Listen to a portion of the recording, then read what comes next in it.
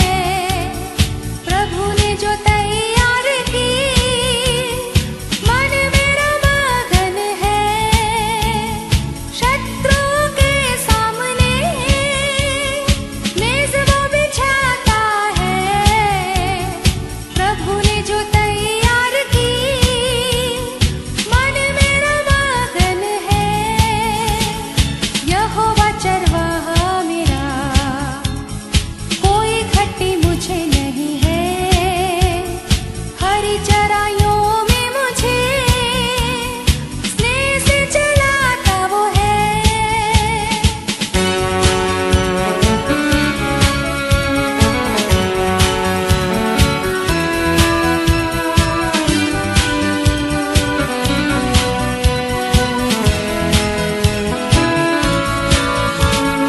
सिर पर वो तेल मला है, अभिषेक मुझे किया है, दिल मेरा भर गया है और उमड़ भी रहा है। सिर पर वो तेल मला है, अभिषेक मुझे किया है, दिल मेरा भर गया है और उमड़ भी रहा है। यहोवा चरवाहा मेरा, कोई घटी मुझे नहीं है, हरी चराइयों में मुझे स्नेह से चलाता वो है।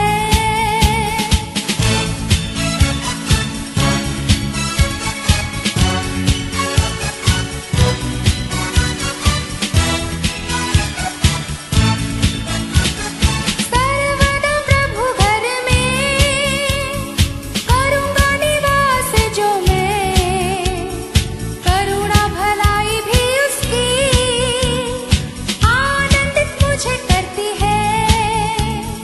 सर्वदा प्रभु घर में करूँगा निवास जो मैं, करुणा भलाई भी उसकी आनंदित मुझे करती है। यहोवा चरवाहा मेरा, कोई घटी मुझे नहीं है, हरी चराइयों में मुझे स्नेह से चलाता वो है। यहोवा चरवाहा मेरा, कोई घटी मुझे नहीं है, हरी चराइयों में मुझे स्नेह से चलाता वो है। ला ला ला ला ला ला ला ला, ला ला ला ला ला ला ला ला ला, ला ला ला ला ला ला ला ला ला, स्नेह से चलाता वो है। यहोवा चरवाहा मेरा। ફરી એકવાર ઈશ્વરનો આભાર માનીએ છીએ આજની આ રાત્રિ ઓનલાઈન બાઇબલ સ્ટડીને માટે કે જ્યાં ફરી આ રીતે ઈશ્વરના વચનોમાંથી આપણે સાથે મળીને શિક્ષણ મેળવવા માટે ઓનલાઈન એકત્રિત થઈ શક્યા અને આપ સર્વનો પ્રભુ ઈસુ ખ્રિસ્તના વિજયવંત પ્રેમી અને ગૌરવ નામમાં આવકાર કરતા હું આનંદ તથા હર્ષની લાગણી અનુભવું છું. મારી પ્રાર્થના અને શુભેચ્છા છે કે પ્રભુ આજે રાત્રે પણ તેના વચનો દ્વારા આપણી સાથે વાત ને વ્યવહાર કરશે. ગઈકાલે રાત્રે આપણે જોયું હતું તે પ્રમાણે યરુસાલેમનો કોટ 52 દિવસની અંદર તેઓ પૂરો કરે છે. Praise God for that. અને 7C આપણે ગઈકાલે જોઈ ગયા. તેને માટે ઈશ્વરનો આભાર.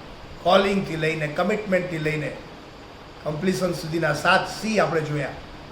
ઈશ્વરનો આભાર. 7 વખત સાનબાલાટ, ટોબિયો અને ગેશેમ જેવા લોકોએ એટેક કર્યો કામ અટકાવવા માટે, પણ 7 વખત નેહેમ્યા અને એના લોકો ઈશ્વરને મધ્યસ્થ બનાવે છે, કેન્દ્રસ્થ બનાવે છે, ઈશ્વર તરફ દ્રષ્ટિ કરે છે, ઈશ્વર પર ભરોસો કરે છે અને eventually at the end of the day 52 દિવસની અંદર અઘરું કાર્ય તેઓ સાથે મળીને સહિયારા પ્રયાસમાં, ટીમ વર્કમાં એકબીજાને સમજી લેતા, એકબીજાને સાથ ને સહકાર આપતા તેઓ પરિપૂર્ણ કરે છે. ઈશ્વરનો આભાર માટે. ક્રિએટિવ અને કન્સ્ટ્રક્ટિવ વર્કનો માસ્ટર બ્લાસ્ટર મોડલ જેને કહેવાય અથવા તો ડિઝાઇન જેને કહેવાય તે નેહેમ્યાનો કોટના બાંધકામનું સમારકામ. એમાં પર્સનલાઇઝેશન પણ આવે છે, એમાં નેતાગીરીની વાત પણ આવે છે, એમાં લોકોનો વિશ્વાસ સંપાદન કરવાની વાત આવે છે, એમાં કોમ્યુનિકેશનની વાત આવે છે, એમાં ડિસિઝન મેકિંગની વાત આવે છે, એમાં અન્ડરસ્ટેન્ડિંગની વાત આવે છે, એમાં લોકોને બીજાઓને સમજાવવાની વાત આવે છે. સ્ટ્રેસી માહોલની અંદર મુકાઈ ગયા હોય ત્યારે એને કેવી રીતે ફાઇટ ઇટ આઉટ કરવું એનો ઉલ્લેખ કરવામાં આવ્યો છે. There are so many things નેહેમ્યાના યરુશલેમના કોટના બાંધકામના મોડલની અંદર મને ને તમને જોવા મળશે. એક પછી એક એવા નાના નાના બધા જ પ્રિન્સિપલોને આપણે આવરી લેવાનો પ્રયત્ન કર્યો. સાંભળવા વિશેની વાત કરી, સેલ્ફ એનાલિસિસની વાત કરી, કોઈનું સાંભળીને કાચા કાનના નહીં બનવાની વાત કરી, ગુસ્સાની વાત આવી, ખોટું લગાડવાની વાત આવી, નકારાત્મક વિચારો અને વલણોની વાત આવી, વિશ્વાસની વાત આવી, કેટલું બધું. Praise God. આપનો સમય છે જ્યારે પણ વાંચજો, બહુ મજા આવશે અને પ્રભુ મને તમને એમાંથી ઘણી બધી બાબતો શીખવાડી શકે છે. અને માટે લીડરશિપ ના કોઈ પણ ફિલ્ડમાં નેહેમ્યાનું પુસ્તકમાં જે લીડરશિપ ક્વોલિટીઝ અને કેરેક્ટરિસ્ટિક્સ જે શેર કરવામાં આવે છે એ યુનિક છે, અજોડ છે. સમયના અભાવે ઘણી બધી વખત મેં બધા જ પ્રિન્સિપલોને ડીપમાં નથી લીધા, કારણ કે ઇટ વોઝ નોટ પોસિબલ. એ તો આખું વર્ષ ચાલે અને આખું વર્ષ ના લેવાય, એટલે મેં હાઇલાઇટ્સ આપવાનો પ્રયત્ન કર્યો. પણ જો તમે બાઇબલના અભ્યાસી છો તો તમે શ્યોરલી એક પછી એક જે જુદા સિદ્ધાંતો આવ્યા એનો તમે બારીકાઈથી અભ્યાસ કરી શકો છો. And it will be a blessing to your personal life, to your family life, to your church, diocese, community at large. અને આજે કોર્ટનું કામ પૂરું થઈ ગયું પછી જે મહત્ત્વની વાતો જે નેહેમ્યા લઈ આવે છે તે 7મા અધ્યાયની અંદર જોવા મળે છે, એને પણ હાઇલાઇટ્સના ભાગ સ્વરૂપે હું આપની સાથે શેર કરવા માગું છું. પ્રિન્સિપલ્સ અથવા તો એ ચોક્કસ પ્રકારની એક્સરસાઇઝ ને આપની સમક્ષ રજૂ કરીશ અને આપણા સમાજની સાથે, આપણા જીવનની સાથે યા કેવી રીતે લાગુ કરી શકાય એ પણ આપની સાથે શેર કરવાનો નાનકડો પ્રયત્ન કરવાનો છે. પરંતુ તે વચનોમાં આગળ વધીએ તે પહેલાં આવો આપણે પ્રાર્થનામાં જોડાઈએ. પ્રાર્થના. સ્વર્ગમાંના મારા જીવંત પ્રેમાળ અને કૃપાળુ ઈશ્વર પિતા, આ રાત્રિ ઓનલાઈન બાઇબલ સ્ટડીને માટે અમે તમારો આભાર માનીએ છીએ, તમારા નામને ધન્યવાદ આપીએ છીએ. તમારા વચનોમાંથી અમે સાથે શિક્ષણ મેળવવા માંગીએ છીએ ત્યારે બોલનાર અને સાંભળનાર પાત્ર તરીકે તમે અમને સહાય તથા મદદ કરો. તમારી કૃપા આપો, તમારી આશીષ આપો અને તમારા આત્માએ કરીને અમારી સાથે વાતને વ્યવહાર કરો. ઈસુ પ્રભુના નામમાં માંગીએ છીએ, માટે તમે સાંભળો અને સ્વીકાર કરો. આમેન. 7મા અધ્યાયની પહેલી કલમમાં લખ્યું છે કે હવે કોટ બંધાઈ રહ્યો, મેં દરવાજા ઊભા કર્યા ને દ્વાર પાડો તથા ગવૈયાઓ તથા લેવીઓની નિમણૂક કરવામાં આવી. કોર્ટનું કામ પૂરું થઈ ગયું. જે બાહ્ય રીતે જે સિક્યોરિટી અને સલામતીવાળી જે ખાસ પ્રકારનો પ્રશ્ન હતો એ લોકોએ રિપેર કરી નાખ્યો 52 દિવસ. હવે એ કોર્ટની અંદર વસતા લોકોની વાત, લોકોના જીવનોના બાંધકામની વાત, and that is very important. અને હવે જે પહેલામાં પહેલું કાર્ય એ જે કરે છે તે બાઇબલની અંદર તમને જોવા મળશે તે પ્રમાણે કે સૌથી પહેલામાં પહેલું કામ એણે કર્યું તે નિમણૂક કરી, એપોઇન્ટમેન્ટ આપી. કોની આપી? બાઇબલ લખે છે કે દ્વારપાળો, ગવૈયાઓ અને લેવીઓની નિમણૂક ત્યાં આપવામાં આવી, નિમણૂક કરવામાં આવી. And that is again a very big task. Appointment આપવી કયા હેતુસર આપવી, કયા ધ્યેય સાથે આપવી, કયો સ્કોપ છે એ સંદર્ભના આપવી, કઈ વ્યક્તિને આપવી, એના માટે કઈ કઈ બાબતો હોવી જોઈએ એ બાબતો તમારી પાસે તૈયાર હોવી જોઈએ. એ અન્ડરસ્ટેન્ડિંગ, એ મેચ્યોરિટી, એ ડિઝાઇન તમારી પાસે વેલ એડવાન્સમાં હોવી જોઈએ. કયું કામ કરવાનું છે. ખાલી કોટ બાંધી દેવાથી લોકો બંધાઈ જાય છે એવું માનશો નહીં. નો સી, બાંધકામની સેવામાં કોટનું બાંધકામ જરૂરનું છે, પરંતુ એનાથી વિશેષ લોકોના જીવનોનું બાંધકામ કરવું એ એનાથી પણ વધારે મહત્વનું છે. જેથી કરીને પાસ્ટોરલ મિનિસ્ટ્રીની વાત કરીએ કે કોઈ પણ લીડરશિપ લેવલની વાત કરીએ, ત્યારે બાંધકામના જેટલા પણ વિષયો કે પ્રોજેક્ટ હોય એમાં સૌથી અવ્વલ નંબર એ લોકો આવે. અને લોકોને સલામત કર્યા બાદ, લોકોનો વિશ્વાસ સંપાદન કર્યા બાદ, લોકોને સમજણ કેળવ્યા બાદ, લોકોને સાથે રાખ્યા બાદ, એ સલામતીનો એક અહેસાસ અપાવ્યા બાદ હવે લોકોના જીવનની અંદર નહેમ્યા રસ લે છે. And that is very interesting. Taking interest in peoples or persons life is very interesting. કોઈના પણ જીવનમાં રસ લેવો બાંધકામના સંદર્ભમાં એ બહુ જરૂરનું છે.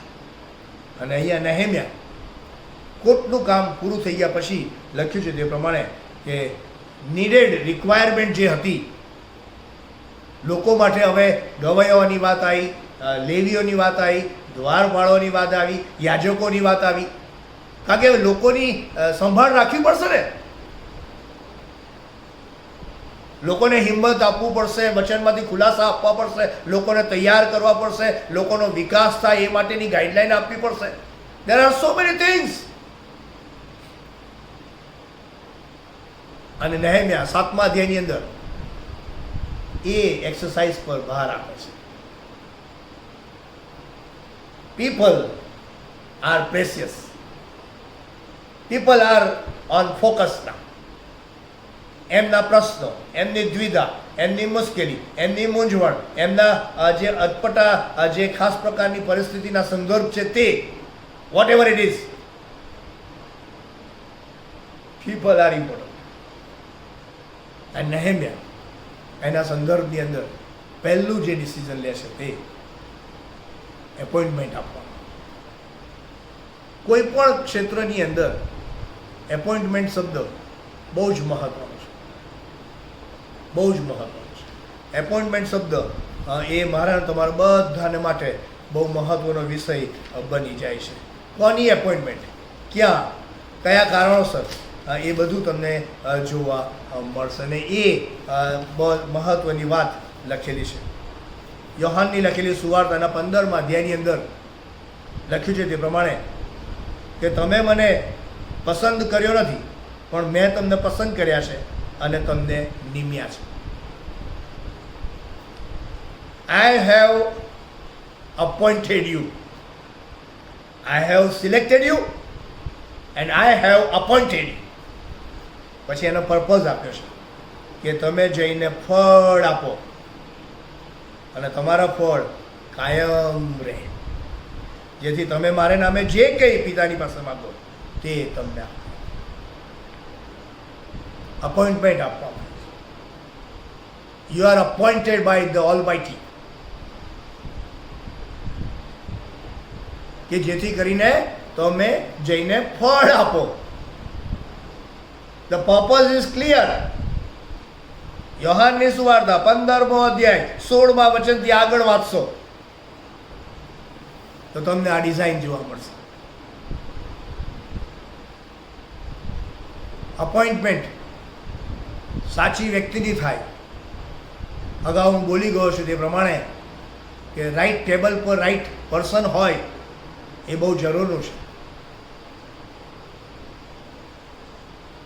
અને અપોઇન્ટમેન્ટની જ્યારે વાત આવે છે ત્યારે ડેફિનેટલી લીડરશિપનો એક બહુ જ મોટો આ દ્વિધા ભર્યો અથવા તો મૂંઝવણ ભર્યો આ એક્સરસાઇઝનો સમય હોઈ શકે. કારણ કે એપોઇન્ટમેન્ટ આપવાની વાત આવે ત્યારે તમારે બહુ બધા પાસાઓને કન્સિડર કરવા પડે, પોસિબિલિટીઝને કન્સિડર કરવી પડે, કેરેક્ટરિસ્ટિક્સને કન્સિડર કરવી પડે, તમારા દર્શનને કન્સિડર કરવો પડે, મિશનને અને ક્વોલિટીઝને, ક્વોલિફિકેશનને, એક્સપિરિયન્સને, એક્સપોઝરને. There are so many things. પ્રભુએ એની દ્રાક્ષવાડીમાં મને ને તમને પસંદ કર્યા છે, મને ને તમને નિમ્યા છે. We are appointed by God. અને ઈશ્વર જ્યારે અપોઇન્ટમેન્ટ આપે છે ત્યારે એના હેતુ હોય છે, એના હેતુ હોય છે. હેતુમાં અહીંયા જનરલ હેતુ આપી દીધો છે કે માટે કે તમે જઈને ફળ આપો. That's it. You should be fruitful by any means, whether you like or not. તમારી એપોઇન્ટમેન્ટની આ ડિઝાઇન છે કે you should be fruitful.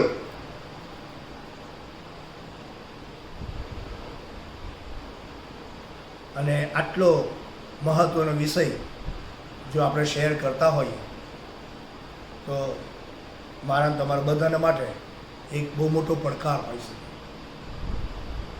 મેં કહ્યું તે પ્રમાણે કે હવે નેહેમ્યા કોટના બાંધકામમાંથી હવે શિફ્ટ થાય છે પર્સનલાઇઝેશન પર, લોકોના બાંધકામના સંદર્ભમાં. અને ત્યાં તે દ્વારપાળો, લેવીઓ, યાજકો અને ગવૈયાઓની નિમણૂક કરે છે. જૂના કરારની અંદર એના વિશે બહુ જ વિગતવાર માહિતી આપવામાં આવી છે. નહીં તો એક એકનો રોલ આપી શકાય, કહી શકાય, પણ સમયની મર્યાદા છે એટલે કદાચ હું નથી આપી શકતો. નહીં તો બહુ લાંબુ નેહેમ્યાનું પુસ્તક છે એટલે બધા જ ડિટેલ કન્સેપ્ટ નથી આપી શકાતા. સોરી, માફ કરજો. પણ ધ અપોઇન્ટમેન્ટ ગવૈયાઓની, લેવીની, યાજકની, દ્વારપાળની very important, very crucial exercise છે આ તો. કારણ કે એની અસર બધા પર થવાની. જો આ એપોઇન્ટમેન્ટમાં કાચું કપાઈ જાય તો કેટલા બધા લોકોને એની અસર થાય. એ એપોઇન્ટમેન્ટના આધારે એમના કુટુંબને અને એની સાથે સંકળાયેલાઓને બધાને અસર થાય.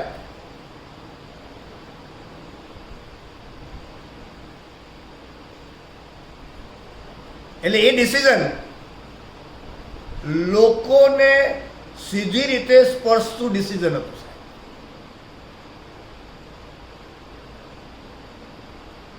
Very important decision. Starting with યાજક, લેવીઓ, દ્વારપાળ, ગવૈયાઓ કે જે લોકોની સાથે સંકળાયેલા હોય. અને લોકોની સાથે સંકળાયેલા લોકોની એપોઇન્ટમેન્ટમાં જો કાચું કાપવામાં આવે તો બહુ બધાને નુકસાન થઈ શકે, બહુ બધાને નુકસાન.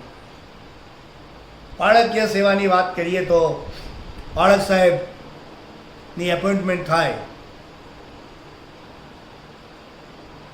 પછી બાળક સાહેબ એ પ્રભુએ આપેલા કેળાને આધીન થઈને સેવા કરે અને લોકોની સંભાળ રાખે, લોકોની મુલાકાત લે, લોકોની કાળજી રાખે, લોકોના સુખ દુઃખમાં ભાગ લે, એમની પડખે ઊભા રહે, વચનની સેવા આપે, ભક્તિ સભા ચલાવે, ક્રિયાકાંડો કરાવે અને એવી જુદી જુદી તમામ પરિસ્થિતિની અંદર ઊભા રહીને લોકોને સાચવે અને લોકોને આગળ લઈ જાય.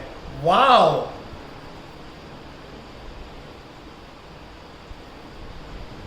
અને એ બાળક સાહેબની સાથે રહીને સેવા કરવાના માટે લોકો લીડર્સની એપોઇન્ટમેન્ટ આપતા હોય છે. અને એ લીડર્સની જે પસંદગી કરવામાં આવે એમની પણ સ્પેસિફિક જવાબદારીઓ હોય છે. અને એ જવાબદારી એમણે એમના દાયરામાં રહીને અદા કરવી પડે. પાસ્ટોરેટ કમિટીના સભ્ય બની જવાથી કે મોટા હોદ્દા પર બેસી જવાથી બધું સારું સારું થઈ જાય છે એવું નથી હોતું. We have to play major role. We have to play major role. લીડરશિપની વાત આવે છે, લોકોના જીવનની વાત આવે છે, લોકોના જીવનોના વહીવટની વાત આવે છે સાહેબ. અને ત્યારે એપોઇન્ટમેન્ટ આપનારાઓની જવાબદારી બમણી થઈ જાય છે. કોઈ પણ ફિલ્ડમાં, કોઈ પણ ફિલ્ડ. અને અંગત રીતે હું એવું માનું છું કે એપોઇન્ટમેન્ટમાં કાચું ના કપાવવું. એપોઇન્ટમેન્ટ વખતે બહુ જ કાળજી રાખવાની વાત આવે છે. અને એવી અઘરી એક્સરસાઇઝ નેહેમિયા કોટનું કામ પૂરું થયા પછી હાથમાં લેશે. એવા લોકોની નિમણૂક કે જે એમના લોકોની સંભાળ રાખે, એમના લોકોની આસપાસ રહે, એમના લોકોની જુદી જુદી જે ઉપસ્થિત થતી જે પરિસ્થિતિ હશે એમાં એ લોકોને લીડ રોલ આપે.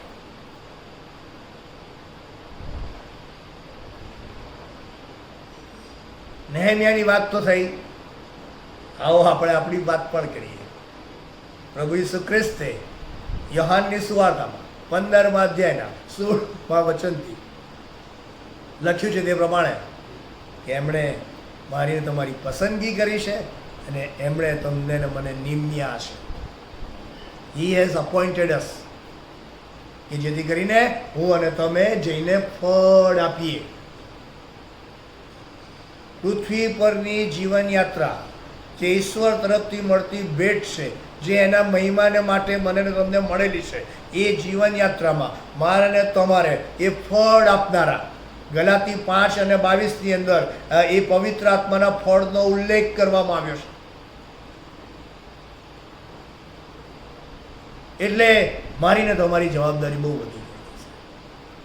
તમે ને હું ખ્રિસ્તના નામથી ઓળખાઈએ છીએ. મારી ને તમારી અલગ આઈડેન્ટિટી છે. હું અને તમે ખ્રિસ્તી વ્યક્તિ તરીકે, કુટુંબ તરીકે, મંડળી તરીકે અને સમાજ તરીકેની ઓળખ સમસ્ત વિશ્વની અંદર પામેલા લોકો છે. અને માટે મારીને તમારી જવાબદારી બેવડી થઈ જાય છે.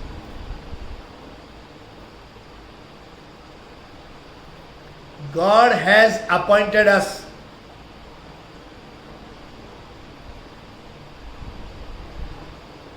કે જેથી કરીને હું અને તમે જઈને ફળ આપીએ. આ ફળ આપવાની એક્સરસાઇઝ પણ બહુ મહત્વની છે. એકચ્યુઅલી આઈ લવ ગાર્ડનિંગ. આમ તો હું મૂળે ઓરિજિનલી તો ખેડૂત પરિવારમાંથી આવું છું, પણ બાપ દાદાઓ પછી શહેરમાં આવી ગયા પછી ખેતી એ મારો વિષય રહ્યો નથી. પણ ખબર નહીં, ગાર્ડનિંગ અને એવું મને ગમે નાનું મોટું. એટલે વલસાડથી હું આંબા લાવેલો, બિશપ હાઉસની અંદર મેં લગાવ્યા છે. લગભગ 4-5 વર્ષ થયા હશે. સારા એવા મોટા પણ થયા, પણ ફળ નતા આપતા. બોલો, ખબર નહીં કેમ. પછી મેં એક મારા મિત્રને કહ્યું કે આવું છે એમ, ફળ નથી આપતા. તો પછી એમણે મને એક ગાઈડ કરી અને દવા લઈ આપી અને નાખીને વ્યવસ્થા કરી. મોર આવ્યા છે આગળ.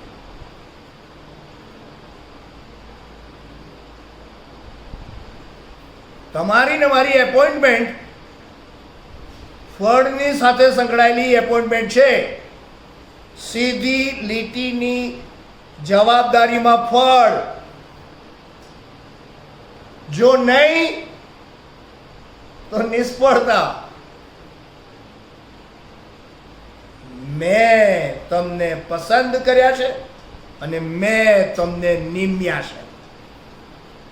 આ ડાયરેક્ટ યુ એન્ડ મી કલ્ચરની વાત કરીએ છીએ ઈશ્વર સાથે. એડમિનિસ્ટ્રેશનમાં ને કુટુંબમાં ને વહીવટવામાં ને મંડળીઓમાં તો મારી ને તમારી પસંદગી હોય છે.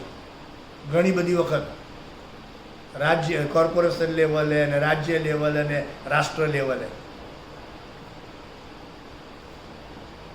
Appointment, selection, election and appointment અલગ અલગ શબ્દો છે. પણ પ્રભુએ એની મહાન અને ગૌરવવંતી સેવાને માટે મારીને તમારી નિમણૂક કરેલી છે. And we all are responsible. We all are responsible. We are appointed by God. જેટલા પણ જીવનના વર્ષો વિતાવ્યા, આવો આત્મતપાસ કરીએ કે ઈશ્વરે એ એપોઇન્ટમેન્ટ જ્યારે આપી છે એ એપોઇન્ટમેન્ટ તરફથી એને ફળ મળ્યા કે કેમ. ફળનું હોવું એ મારીને તમારી એપોઇન્ટમેન્ટમાં અપેક્ષાની ડિઝાઇન છે, મેન્ડેટરી ડિઝાઇન. અને ઈશ્વરે મને તમને આ રીતે જ એપોઇન્ટમેન્ટ આપી છે. આમાં મારું આવી ગયું ને તમારું આવી ગયું, આપણા બધાનું આવી ગયું. વિચારીએ, આત્મતપાસ કરીએ. મારો જે સબ્જેક્ટ છે અથવા તો મારી જે જવાબદારી છે એ વચનના ખુલાસાની છે. નિર્ણય તો આપણે વ્યક્તિગત રીતે લેવા પડશે. તમારી ને મારી જીવન યાત્રા જેટલા વર્ષો વિતાવ્યા, વિશ્વાસની યાત્રા હોય, સેવાની યાત્રા હોય, એ જવાબદારીની યાત્રા હોય, એ સંબંધોની યાત્રા હોય, એના ફળ કેટલા એ તો તમે જ કહી શકો. તમને સંતોષ થાય તો પ્રેઝ ધ લોર્ડ, અને કદાચ જો સંતોષ ના થાય તો બાકીની જીવન યાત્રામાં તમને સંતોષ થાય અને તમારી એપોઇન્ટમેન્ટને આપનારાને સંતોષ થાય, એટલે કે ઈશ્વરને, એવું કરવું પડશે. મારે ને તમારે કરવું પડશે. આમાં 70-80ની જ વાત કરેલી છે બાઇબલમાં, અને એમાં પૂરેપૂરી સભાનતા અને સમજણ સાથે આવો બાકીની જીવનયાત્રામાં જે હેતુસર મને ને તમને એપોઇન્ટમેન્ટ આપવામાં આવી છે એ એપોઇન્ટમેન્ટને આધારે જીવનમાં આગળ વધવાનો યત્ન કરીએ.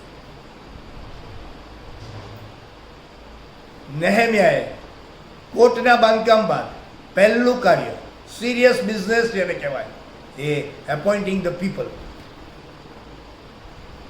દ્વારપાળ, ગવૈયાઓ, લેવીઓ અને યાજકો, એના જે જે કામો છે એ તમે જૂના કરારમાં તમે બાઇબલમાં અભ્યાસ કરશો તો એમના કામોની યાદી તમને મળશે કે what they were suppose to do. પણ મેં એના પર ફોકસ કરવાને બદલે આપણી જે એપોઇન્ટમેન્ટ છે એના પર ફોકસ કર્યો છે. Where are we? That was exercise number 1. કોટ કમ્પ્લીટ થયા પછી નેહેમ્યાનું પહેલું કામ એપોઇન્ટમેન્ટ આપવાનું. બાઇબલમાં આગળ વાંચશો તો તમને ખ્યાલ આવશે કે ભાઈ મેં યરૂશાલેમને મારા ભાઈ હનાનીના તથા કિલ્લાના અમલદાર હનાનિયાના હવાલામાં સોંપ્યું. Again very very big task. હેન્ડિંગ over, સોંપણી કરવી.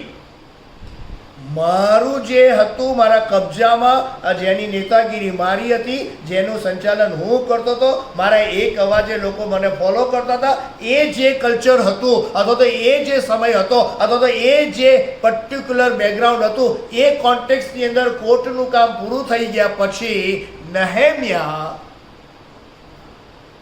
યરૂશાલેમની જવાબદારી લખ્યું છે તે પ્રમાણે કે હનાની અને કિલ્લાના અમલદાર હનાનિયાને સોંપી દે છે. Handing over. હેન્ડિંગ ઓવર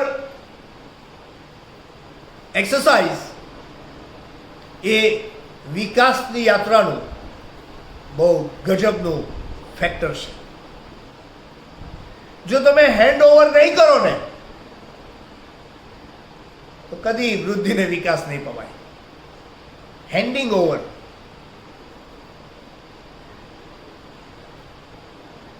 યરુશાલેમ હેન્ડ ઓવર કર્યું.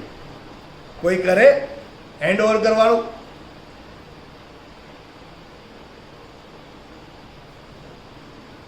નેહેમિયાએ હેન્ડ ઓવર કર્યું એનું કારણ તમે કહો એટલે તમને ખ્યાલ આવશે. બાઇબલમાં લખ્યું છે કેમ આ બેને હેન્ડ ઓવર કર્યું. લખ્યું છે તે પ્રમાણે કેમ કે તે માણસ વિશ્વાસપાત્ર માણસ હોવું ને બનવું ઈશ્વર તરફથી મળતો આશીર્વાદ છે. સાહેબ, વિશ્વાસપાત્ર માણસો મળવા મુશ્કેલ હોય છે, બહુ મુશ્કેલ હોય છે. અને એવું લખ્યું છે તે પ્રમાણે કે બીજાઓ કરતાં વિશેષ, ઈશ્વરથી વિશેષ બીનારો હતો, ડરનારો હતો. બે રીઝન્સ હતા. હેન્ડિંગ ઓવર કરતી વખતે એક આગેવાન તરીકે એણે જે ક્રાઇટેરિયા જે ડિઝાઇન કરેલા, જે ક્રાઇટેરિયાને એણે ફોકસ કર્યા તે આ કે એ વિશ્વાસપાત્ર ફેથફુલ હતો. અબવ ઓલ બીજાઓ કરતાં વધારે ઈશ્વરથી વિશેષ બીનારો, ડરનારો હતો.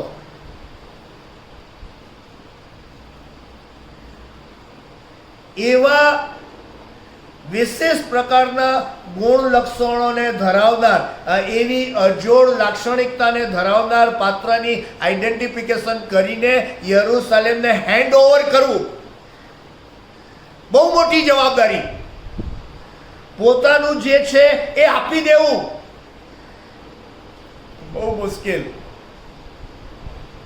પણ એડમિનિસ્ટ્રેશનમાં, લીડરશિપમાં, આધ્યાત્મિક વિકાસની યાત્રામાં હેન્ડિંગ ઓવર ઇઝ વેરી ઇમ્પોર્ટન્ટ.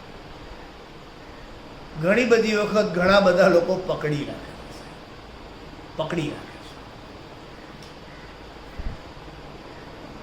પકડી રાખો છો એની સામે મને વાંધો નથી, ઓકે, હા, પણ તમારા પકડી રાખવાથી કોઈનો વિકાસ અટકતો હોય, તમારા પકડી રાખવાથી કોઈક ને માટે તમે સ્ટમ્બલિંગ બ્લોક બની જ રહ્યા છો, તો that is not good. That is not a good sign. કારણ કે તમે જે રીતે ઊભા રહી ગયા છો ને, તમે આગળ વધો તો વાંધો નહીં, તો બીજા લોકોને બે ડગલા મળવા મળશે. પણ જો તમે ઊભા રહી ગયા પકડીને, તો તમારો વિકાસ તો અટકશે, પણ તમારી પાછળ આવનારાઓ અને પાછળ આવનારી પેઢીનો વિકાસ અટકી જશે. So handing over is very important. કુટુંબમાં પણ હેન્ડ ઓવરની વાત આવે. હા, મંડળીમાં પણ હેન્ડિંગ ઓવરની વાત આવે. ડાયોસિસમાં પણ હેન્ડ ઓવરની વાત આવે. અને તમે જ્યાં સેવા કરતા હશો ત્યાં પણ હેન્ડિંગ ઓવરની વાત આવે.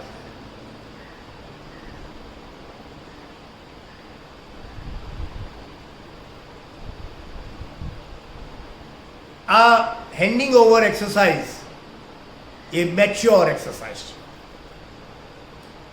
એક ઊંચા લેવલની એક્સરસાઇઝ છે, એક હકારાત્મક શૈલીની એક્સરસાઇઝ છે, અને બીજાઓને તક આપીને બીજાઓને આગળ લાવવાની તમન્ના અને તૈયારી સાથેની એક્સરસાઇઝ છે.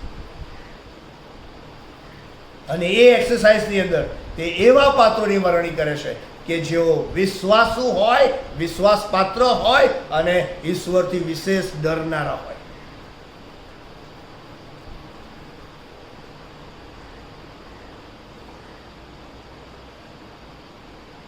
I think this is also a very challenging concept. Handing over. અત્યાર સુધી મેં કર્યું, હવે તું કર.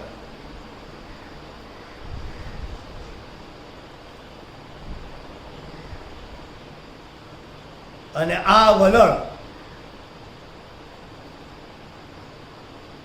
આપણા સમાજમાં, આપણા કુટુંબોમાં, આપણી મંડળીઓમાં જરૂરનું છે. ઘણી બધી વખત, ઘણી બધી જગ્યાએ, ઘણી બધી મંડળીઓમાં, ઘણી બધી વ્યવસ્થાઓમાં અમુક લોકો જ પકડી રાખે છે. માફ કરજો, કોઈ બંધ બેસી પાઘડી ના પહેરતા, પાછા પકડી રાખે, છોડે જ નહીં. પછી એ અપડેટેડ હોય કે ના હોય, પછી એ પ્રવર્તમાન પડકારો અને પરિસ્થિતિના સંદર્ભમાં ક્વોલિફાઈડ હોય કે ના હોય, બસ પકડી રાખો.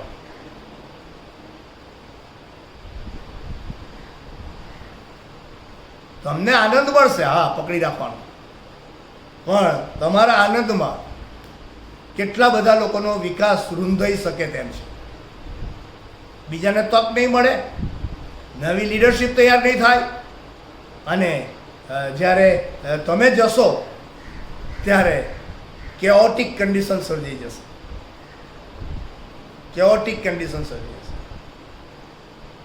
એટલે હેન્ડિંગ ઓવર માને પાર્ટિસિપેટરી અપ્રોચ. બીજાઓ પર જે વિશ્વાસપાત્ર છે તેઓ અને ઈશ્વરનો ડર રાખે છે તેઓ પર ભરોસો રાખીને તેમને સોંપણી કરવાની વાત, તેમને તૈયાર કરવાની વાત, તેમને જવાબદારી સોંપવાની વાત, તેમના પર ભરોસો કરવાની વાત. ક્રિશ્ચિયન કોમ્યુનિટીની અંદર I think this is the issue we need to address rightly and timely with the right spirit. Not hurting anyone. કોઈને હર્ટ કરવા નથી માંગતા અને કોઈને કાઢી પણ નાખવા નહીં માંગતા. હું એવું માનું છું કે સમય અનુસાર દરેકનો રોલ હોય છે. સમય અનુસાર દરેકનો રોલ. મંડળીના વહીવટની જો વાત કરીએ તો એની અંદર પણ આપણે આ વિચારવું પડશે. આખા વિશ્વની અંદર અત્યારે યુવા પેઢી બહુ હાઈ સ્પીડમાં આગળ વધી રહી છે. Where are the young generations in our church? આપણી મંડળીઓના વહીવટમાં, આપણી વ્યવસ્થાઓમાં યુવા પેઢી ક્યાં અને કેટલી?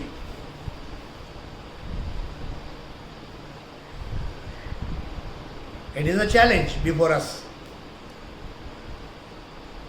I personally believe વહીવટની અંદર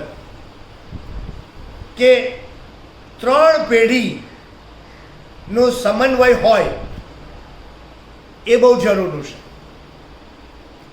એક પેઢી એટલે કે વડીલો, એલ્ડરની પેઢી, કે 2 કે 3 સભ્યો એલ્ડર હોય, 4 કે 5 સભ્યો મિડલ એજના એટલે કે મારા જેવા હોય, અને 2 કે 3 તમારે યુવા પાંખના હોય. And 3 generations should sit together, meet together and lead together. કે જેથી કરીને તેઓ એકબીજાને માટે સહાયનું કારણ બની શકે, એકબીજાની સ્ટ્રેન્થ બની શકે સાહેબ. અને જે એલ્ડરલી જે જનરેશન છે એમણે, આ મારી પર્સનલ અન્ડરસ્ટેન્ડિંગ છે, તમે સંમત થાવ કે ના પણ થાવ કદાચ, એમણે બીજી 2 પેઢીને આશીર્વાદ આપીને તૈયાર કરવા પડશે. And that is only possible when you allow them to. તમારા આશીર્વાદ નવી પેઢીને તૈયાર કરી શકે તેમ છે. તમારા આશીર્વાદ નવી પેઢીને દિશા આપી શકે તેમ છે. તમારા આશીર્વાદ નવી પેઢીનો જે શક્તિ છે, એ જે બધી બાબતો, તાલંતો છે, આવડત છે, સમય છે, એ બધાનો ઉપયોગ કરાવી શકે તેમ છે. તમારો અનુભવ, તમારી કાબેલિયત એ બાકીની 2 પેઢીને માટે રિસોર્સનું કારણ બની શકે તેમ છે. So senior citizen friends, you are the most resourceful people in our community, in our churches, in our families. અને મારે બીજી 2 પેઢીને પણ જણાવવાનું કે when you take up then you should never avoid the elders. Try to listen them. Try to understand them. Try to learn from them. Listen to their advices. Receive their blessings. અને ત્રણ પેઢીના સંયુક્તપણામાં જો મંડળીનો વહીવટ થાય, ડાયોસિસનો વહીવટ થાય, સમાજનો વહીવટ થાય, કુટુંબનો વહીવટ થાય, તો હું માનું છું કે જનરેશન ગેપને કારણે જે પ્રશ્નો સર્જાય છે તે નહીં સર્જાય. અને એના માટે રાઇટલી અને ટાઈમલી હેન્ડિંગ ઓવરની એક્સરસાઇઝ એ બહુ જરૂરનું છે. રાઇટલી અને ટાઈમલી હેન્ડિંગ ઓવરની એક્સરસાઇઝ બહુ જરૂરનું છે. કૌટુંબિક જીવનની અંદર ઘણી બધી વખત આ હેન્ડિંગ ઓવરના બહુ મોટા પ્રશ્નો ઉપસ્થિત થઈ જાય છે. મા બાપ હોય ને પછી છોકરાઓ થાય ને છોકરા મોટા થાય અને એમના લગ્ન થાય ત્યારે નવી વહુ ઘરે આવે ત્યારે છોકરાની મા બધું પકડી રાખે, ના મેળ પડે સાહેબ, છોડવું પડશે. અને એના કારણે ઘણી બધી વખત આપણા સમાજમાં કેવા કેવા પ્રશ્નો થાય છે એનું વર્ણન કદાચ આ સમયે મારે નથી કરવું.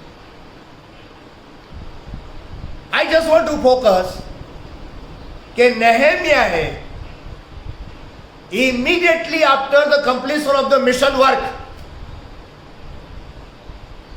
યરુશલેમના કોટનું બાંધકામ પૂરું થઈ ગયું અને એને હેન્ડઓવર કર્યું.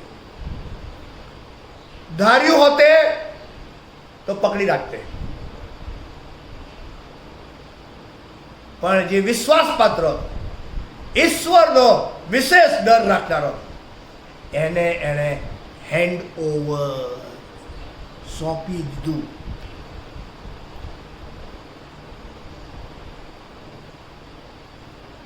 Isn't it a challenge for us? ઘણી બધી વખત ઘણા બધા લોકો તો સેકન્ડ રો લીડરશિપ પણ ધ્યાન નહીં કરતા. હું જ જાણે આજીવન રહેવાનો. એટલે ના રહેવાય. કાથી આજીવન રહેવાના કહો? બાઇબલ આટલું સ્પષ્ટ કહે છે, પછી ક્યાં પકડી રાખવાની જરૂર છે કહો? Let's dare to hand over. ખોટી વ્યક્તિને હેન્ડ ઓવર કરશો તો તમારું બાંધેલું બધું જ બરબાદ થઈ જશે. અને માટે હેન્ડિંગ ઓવરની એક્સરસાઇઝ વખતે તમારે વધારે ચાલાક, વધારે મેચ્યોર લીડર બનવાની બહુ જરૂર પડશે. અને એમાં બની શકે કે હું અને તમે થાપ ખાઈ જઈએ. ઘણી સંસ્થાઓ, ઘણા લોકો, ઘણી બધી જગ્યાએ આ હેન્ડિંગ ઓવરમાં એ રાઇટલી ને ટાઈમલી રાઇટ વ્યક્તિને સિલેક્ટ ના કરે ને ના થાય તો પૂરું થઈ જાય છે. હું હોઉં ત્યાં સુધી પકડી રાખું, બસ આમ આમ અલાય હું ના હોય. This is not the way to lead the community, to lead the church, to lead the family. Let's be ready to hand over. Says Nehemiah, I have done it, you also do it. આટલો મોટો આગેવાન, આટલું ભગીરથ કામ કર્યા પછી, આટલા બધા લોકોનો વિશ્વાસ સંપાદન કર્યા પછી કોઈ છોડે નહીં, કોઈ છોડે નહીં. નેહેમિયાએ હેન્ડ ઓવર કર્યું. I think it is yet another big challenge before you and me all. કોઈ બંધ બેસની પાઘડી નહીં. Okay, I am just sharing from the word of God. અને જો કદાચ તમને એવું ફીલ થાય છે કે મેં હજુ પકડી રાખ્યું છે તો પ્રભુ તમને કૃપા આપે. Prepare someone else also. Okay, પકડી રાખ્યાની સાથે જો તમે બીજાને તૈયાર નહીં કરો ને તો નો વન વિલ ફોરગીવ યુ. તમારા બધા સારા કામોને પણ લોકો ભૂલી જશે. So let's prepare two hand over. દરેકનો ટેનર હોય, દરેકનો સમય હોય સાહેબ. સમય અનુસાર મારે ને તમારે ચાલવું પડે. રિટાયરમેન્ટ એજ 58 હોય તો 58 રિટાયર થવાનું સાહેબ. એમાં ભાઈ કાં દુઃખી લગાડવાની વાત આવે છે.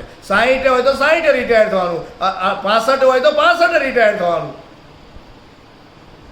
દુઃખની છત્રી લઈ લઈને ફર્યા કરો, કાં મેળ પડે? ઘણા બધા લોકો રિટાયરમેન્ટ એજમાં પણ દુઃખની છત્રી લઈ લઈને ફર્યા કરે. પછી તમે દુઃખી જ થાવ ને, અને તમે દુઃખી થાવ એટલે તમે જ્યાં જ્યાં જાઓ ત્યાં દુખડા રડ્યા કરો. આવું નહીં કરો. Let's prepare ourselves to hand over. It's a positive, it's a constructive exercise. Prepare yourself to hand over. વિશ્વાસનો વારસો હેન્ડ ઓવર કરવો પડશે સાહેબ. સંપત્તિનો તો કરતા કરજો. ઘણા મા બાપ તો એ નથી કરતા બરોબર, અને પછી છોકરાઓ ઝઘડી મરે છે. પ્રોપર્ટીના કેટલા બધા ઇસ્યુ આપણા સમાજની અંદર થયા છે, ખબર તમને? મા બાપ ભયાત હોય ત્યારે પ્રોપર્ટીનું બરોબર સમજી વિચારીને કાર્ય ના કરે, બાળકોને માટે છોડી દે. અરે છોડા નીકળી જાય, છોડા. સંબંધો નથી રહેતા મા બાપના છોકરાઓના, સગા ભાઈ બહેનો જોવાના સંબંધો નહીં રાખતા સાહેબ. એટલે તમારી પાસે જે છે એ વિશ્વાસ છે, એ સંપત્તિ છે, એ સંબંધ છે, તો સાહેબ એ ઈશ્વર તરફથી મળેલી ભેટ છે, અને એને હેન્ડ ઓવર રાઇટલી ને ટાઈમલી, મેચ્યોરલી કરવાને માટે સજાગ થવું પડશે, તૈયાર થવું પડશે. પોઝિટિવ લેજો પ્લીઝ. હાર્શ લાગશે કદાચ કોઈને, પણ ઇટ્સ અ રિયાલિટી. વડીલોને પણ ચેતવણી કહેવાય કે સલાહ તો મારાથી અપાય નહીં, કારણ કે હું બહુ નાનો છું. પ્લીઝ મેક શ્યોર કે તમારી ઉપસ્થિતિમાં અને તમારી આગેવાનીમાં જ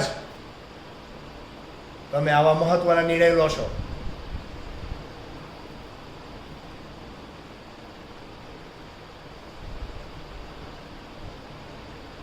ત્રીજી વાત નેહેમ્યાના પુસ્તકની અંદર જોવા મળે છે,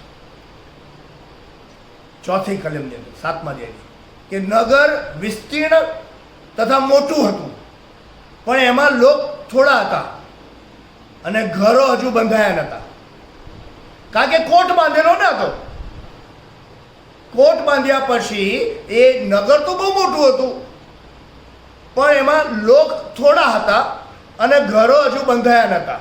અને એવું લખ્યું છે કે મારા ઈશ્વરે મારા મનમાં એવી પ્રેરણા કરી કે અમીરોને, અમલદારોને તથા લોકોને વંશાવળી પ્રમાણે તેમની ગણતરી કરવા માટે એકત્ર કરવા. જેઓ પહેલાં આવ્યા હતા તેઓની વંશાવળીનું પુસ્તક મને મળ્યું. અને પછી આખી યાદી 7મા અધ્યાયની અંદર આપવામાં આવી છે. આખી યાદી આપવામાં આવી. એ 5મી કલમથી તમે શરૂ કરશો તો એ જે સંખ્યા હતી વંશાવળી પ્રમાણે તેમની ગણતરી કરવા માટેની વાત, કાઉન્ટિંગ ઓફ ધ પીપલ, બહુ જરૂરનું છે. આ એક્સરસાઇઝ પણ એટલી જ મહત્વની છે, બહુ મહત્વની એક્સરસાઇઝ, અંડર એસ્ટિમેટ કરાય એવી નથી. અને અહીંયા લખ્યું છે તે પ્રમાણે કે એક પછી એક જો તમે 66મી કલમમાં તમે જોશો તેવું લખ્યું છે કે સર્વ લોકો મળીને 42,360 લોકો હતા. પછી એવું લખ્યું છે તે ઉપરાંત તેઓના દાસો તથા દાસીઓ 7,337 હતા. ગવૈયાઓ તથા ગાનારીઓ 245 હતા. તેમના ઘોડા 736 હતા. તેઓના ખચ્ચર 245 હતા. ઊંટ 435 હતા. ગધેડા 6,720 હતા. See, counting your people, counting your resources is yet another serious business as a leader of the community, of the family.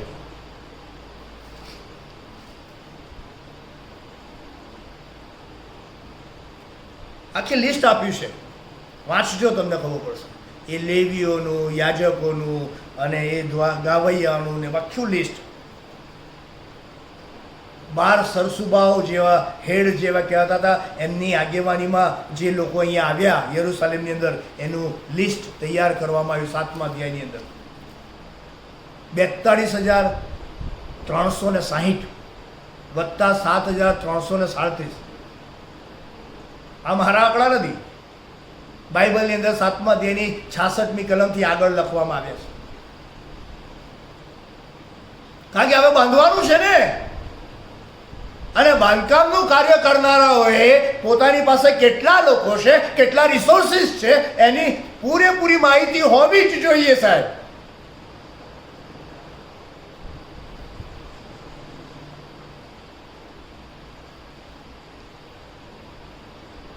It is a challenge before the church even.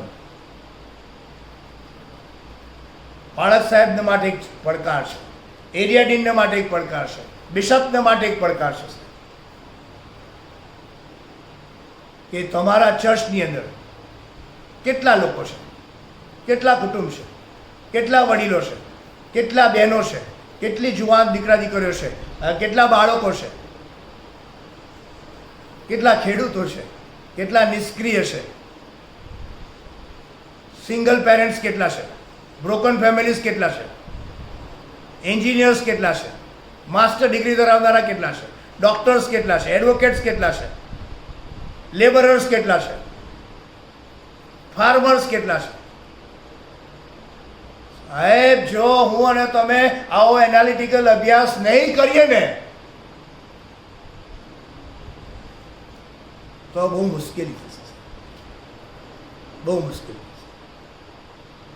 નેહેમ્યા મને ને તમને 7મા અધ્યાયની અંદર પ્રેરણા અને પડકાર આપતા કહે છે, counting your people is very important exercise. આપણા સમાજની આ બહુ મોટી જરૂરિયાત છે. I personally feel and so I appeal my pastors, area deans and the leaders, so called leaders of the community, કે તમે જે મંડળીની અંદર સેવા આપો છો એ મંડળીની ડિટેલ ડિઝાઇન એક ધર્મસેવક તરીકે, એક પાસ્ટરેટ કમિટીના સભ્ય તરીકે તમારી પાસે હોવું જોઈએ. કારણ કે સાચા આંકડા હશે, સાચા રિસોર્સિસ હશે, સાચી પરિસ્થિતિ હશે તો જ તમે સાચી ને સારી પ્રવૃત્તિ કરવા માટેનો સારો નિર્ણય લઈ શકશો અને સારી પ્રવૃત્તિ કરી શકશો. એવી પ્રવૃત્તિ કે જેના દ્વારા તમારા લોકોના જીવનો બંધાય, તેઓ દ્રઢ બને, મજબૂત બને, વૃદ્ધિ પામે, વિકાસ પામે.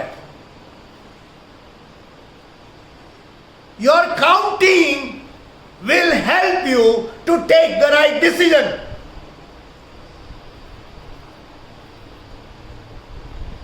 શું તમે બાળક તરીકે અત્યારે સાંભળી રહ્યા છો? પાસ્ટોરેટ કમિટી તરીકે સાંભળી રહ્યા છો અત્યારે?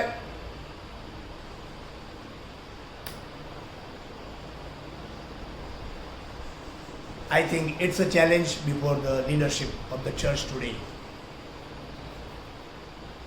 અને પછી તમારી મંડળીના એ જે કુટુંબ હોય એને તમે પાસ્ટોરેટ કમિટીમાં વહેંચી નાખો. પાસ્ટોરેટ કમિટીના સભ્યો એની હેડશિપ લે. લેટ્સ સે કે એક પર્ટિક્યુલર વિસ્તાર, તો એની જવાબદારી એ પાસ્ટોરેટ કમિટીના સભ્યની થઈ અને એ પાસ્ટોરેટ કમિટીના સભ્યએ એમની મુલાકાત લેવાની નિયમિત રીતે, એમના સુખ દુઃખના પ્રસંગોમાં એમની પડખે રહેવાનું, એમની સાથે બનતી ઘટનાઓની અંદર તેમની પડખે રહીને એ અંગેની માહિતી બાળક સાહેબને આપવી પડશે.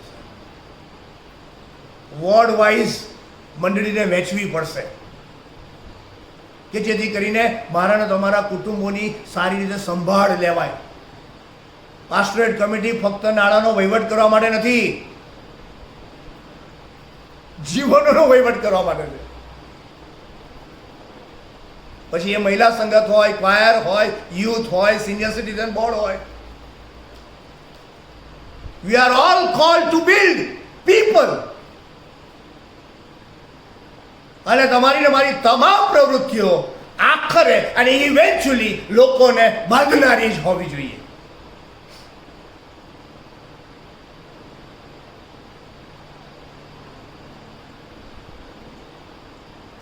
I think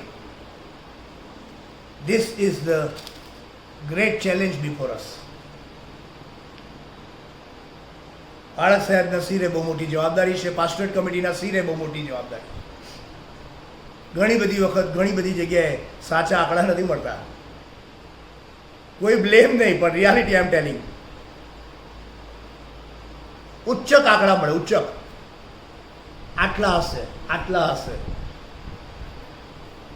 પણ નેહેમ્યા વાડીમાં તમારી પાસે સાચા આંકડા જોઈશે.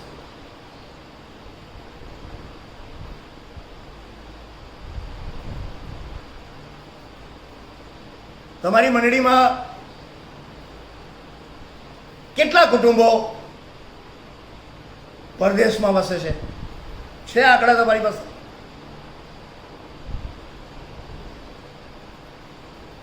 એમના નામ છે, એમના એડ્રેસ છે, એમની સાથે તમારો સંપર્ક છે? વિચારજો. So counting your people and the resources will make you rich, will make you stronger, will make your journey more comfortable. આ દરેક સ્તરે થવું જોઈએ. ડાયોસિસ લેવલે થવું જોઈએ, એરિયા ડીન લેવલે થવું જોઈએ અને મંડળી લેવલે થવું જોઈએ. 3 ટાયર સિસ્ટમમાં થવું જોઈએ. વિભાગીય લેવલે થવું જોઈએ, સ્થાનિક સ્તરે થવું જોઈએ અને ડાયોસિસ સ્તરે થવું જોઈએ. પણ એની શરૂઆત સ્થાનિક સ્તરેથી થશે કે જે વિભાગમાં મર્જ થઈ જાય, કે જે ડાયોસિસ બને અને જેના આધારે દરેક સ્તરે સાચા નિર્ણયો લઈને સાચા લોકોને માટે, સાચી જરૂરિયાતવાળા લોકોને માટે સારા નિર્ણયો લઈને સારા કામો થઈ શકશે, સારી મિનિસ્ટ્રી થઈ શકશે અને એમ કરીને લોકોને હું ને તમે મદદરૂપ બની શકીશું, એમ કરીને હું ને તમે લોકોને બાંધી શકીશું. So counting your people is yet another mandate given to us by Nehemiah. Last but not the least, 7મા અધ્યાયમાં ટોપિક રિપીટ થાય છે પણ I am going to share something with you. 70મી કલમમાં કે પિતૃઓના કુટુંબોમાંના મુખ્યોમાંથી કેટલાકે આ કામને માટે દ્રવ્ય આપ્યું. સર સુબાએ 1000 દારીક સોનું, 50 પાત્રો, 530 યાજક વસ્ત્રો ભંડારમાં આપ્યા. પિતૃઓના કુટુંબોના મુખ્યોમાંથી કેટલાકે 20,000 દારીક સોનું તથા 2,200 માને રૂપું આ કામને માટે આપ્યું. બાકીના લોકોએ જે આપ્યું તે 20,000 દારીક સોનું, 2,000 માને રૂપું તથા 67 યાજક વસ્ત્ર આપ્યા. People gave. બાંધકામની સેવામાં voluntarily, willingly, joyfully, they give generously. It is written in the word of God. તેઓએ ઉદારતાથી આપ્યું છે. પોતાની પાસે જે હતું એ લોકોના જીવનોના બાંધકામને માટે આપી. વેરી ઇમ્પોર્ટન્ટ ટોપિક 7મા અધ્યાયની અંદર નેહેમ્યાના પુસ્તકમાંથી જોવા મળે છે. આપવું ઓલરેડી મેં તમને કહી દીધું છે, ફરીથી કહેવા નથી માંગતો, પણ giving is a serious issue of our community.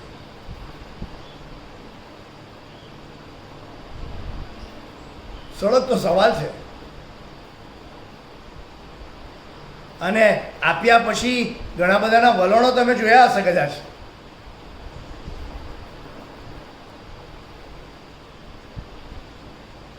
કેટલું આપે છે ને કયા એટીટ્યુડથી આપે છે એ પણ આપણે ગઈ વખતે જોઈ ગયેલા.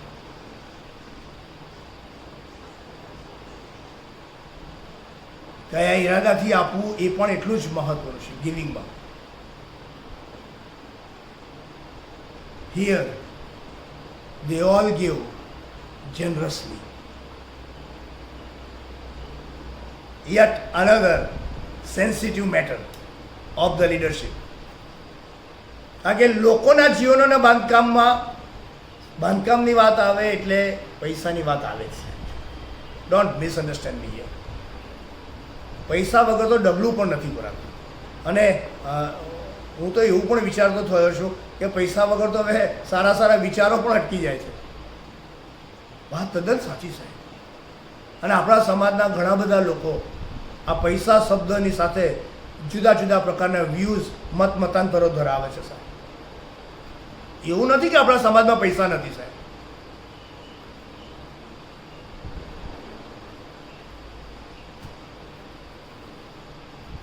પણ એ અંગેના તમારા વ્યૂઝ બિબ્લિકલ હોય એવી મારી શુભેચ્છા અને એવી મારી અપેક્ષા.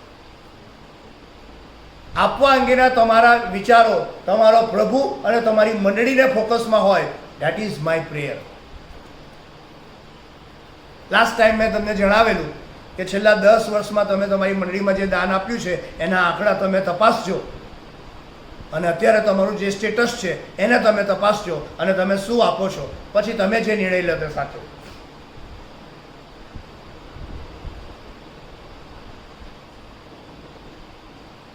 કેટલાય લોકોને હું જાણું છું કે સાહેબ મંડળીમાં ભાગ્યે જ દાન આપે, ખબર નહીં કેમ.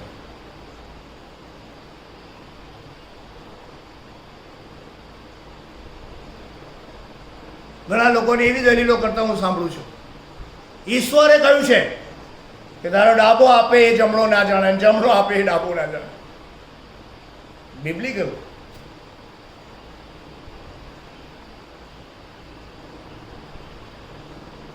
મારે કોઈ કોમેન્ટ આ વિશે કરવી નથી.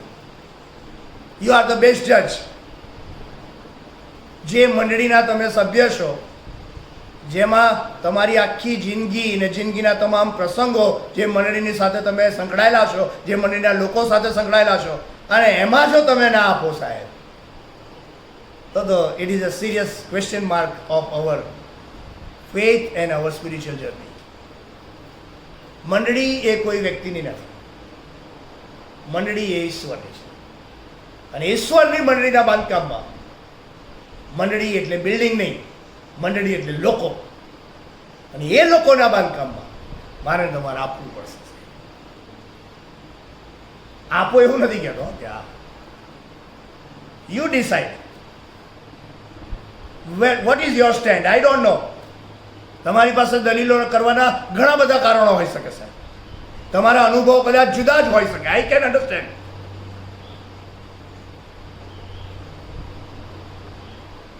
But giving is between you and your God. Giving between you and your experience of grace of God.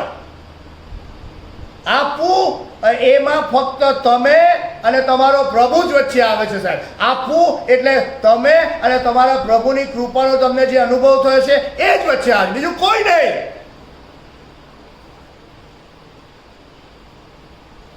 અને ઈશ્વરે મંડળીની વ્યવસ્થા કરી છે. ચર્ચ ઇઝ ચર્ચ, અને ચર્ચનો કોઈ ઓલ્ટરનેટિવ ના હોઈ શકે. મંડળીનો કોઈ પર્યાય નથી.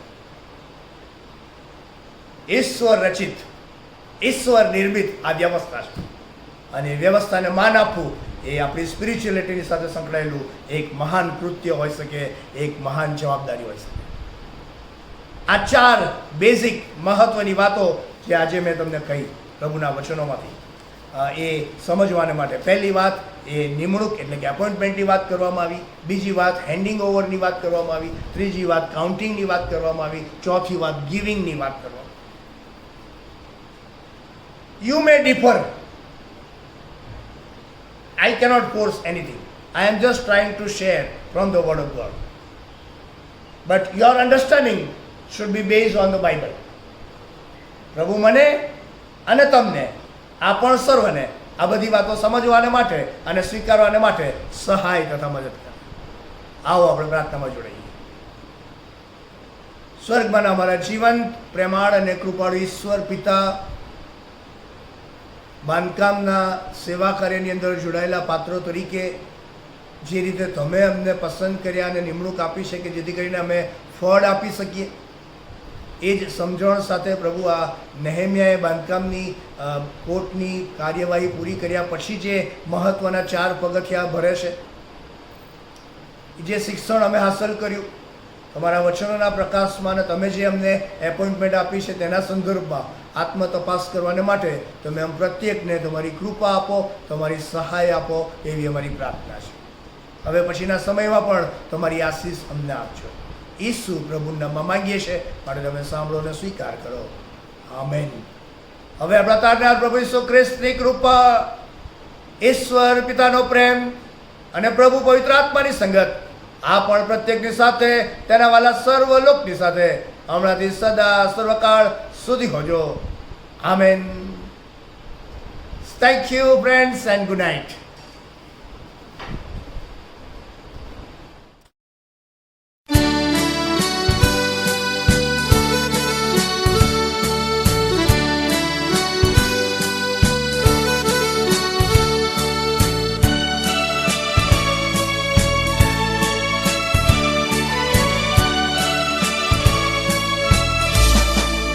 ઈસુ છે મારો નક્કી આવાજ, મારા ગૌરવનું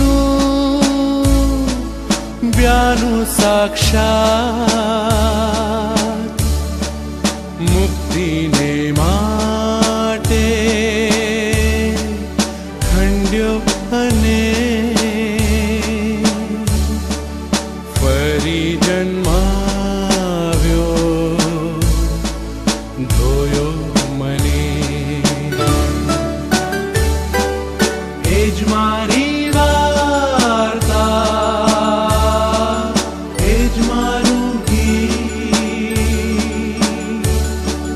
ત્રાતાની સ્તુતિ કરું છું ની. એ જ મારી વાર્તા, એ જ મારું ગીત, ત્રાતાની સ્તુતિ કરું છું ની.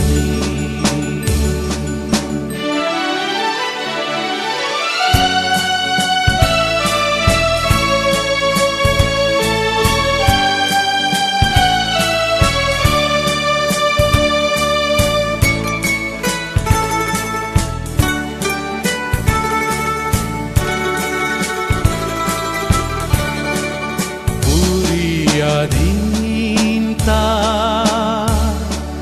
પૂરો છે હર્ષ, તેથી જોઉં છું ગૌરવી દર્શ. આકાશથી દૂતો લાવે ઘણા સંદેશ કૃપાને પ્રીતિ તણા. એ જ મારી વાર્તા, એ જ મારું ગીત, ત્રાતાની સ્તુતિ કરું છું ની. એ જ મારી વાર્તા, એ જ મારું ગીત, ત્રાતાની સ્તુતિ કરું છું ની.